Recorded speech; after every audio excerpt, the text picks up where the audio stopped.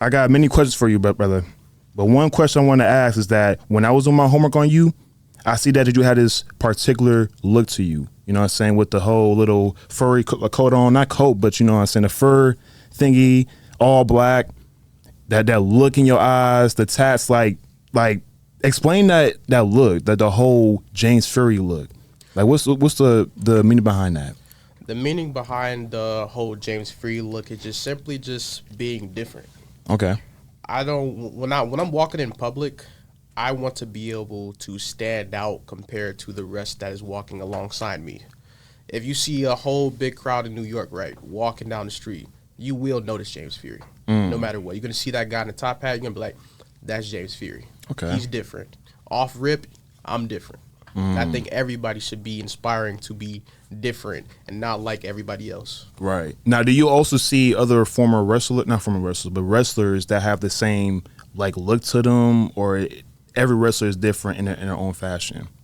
There's one that inspires me a lot, and that guy is Karrion Kross.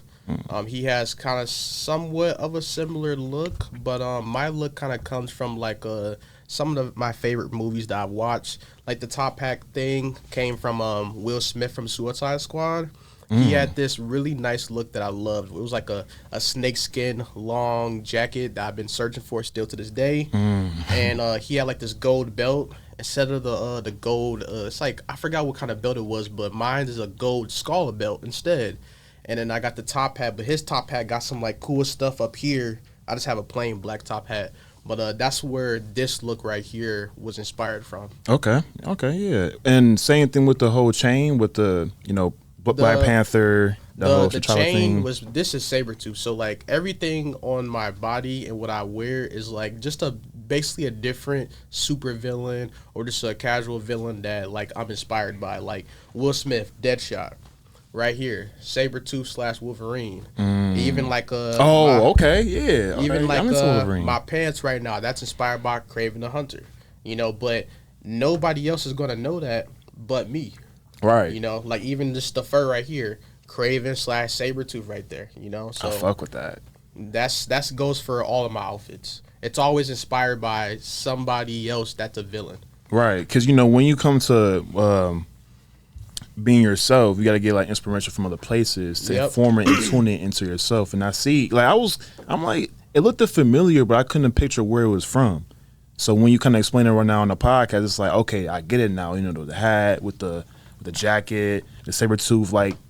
It's funny because I'm into Wolverine, but I would never peep that, and I noticed that you just said, you know, the name. So I like that. It's definitely different. Most people would think Black Panther, but that's what I thought. I love Black Panther, but I'm not a Black Panther fan. I'm all Sabretooth, Wolverine, Kraven, like the hunters, you know, the guys with the fur and stuff. They look badass. Are you all right? So even with the Black Panther, are you kind of a fan, or not even a fan, but on Black Panther's side or his cousin? I forgot his name, but Killmonger. Yeah, I'm a Killmonger all the way. Okay, so even the camo pants, I would say that's a tribute to Killmonger too. I love Killmonger. Like he's like I'm on the. I will never put myself on the superhero side. I will always put myself on the villain side of just everything. Really, life, just everything. So even when you since we're talking about like Marvel and shit, even with like Thanos against like the whole Avengers, like you would agree. Me. Okay. I feel like I'm Thanos pretty much in real life. Like my goal at the end is just for the greater good, you know, and everybody may look at me as the villain, which they do in real time. But to me, I'm a hero. Right. In my eyes, I'm a hero. And they just look at me as the bad guy. And hey, feel how you want to feel, you know?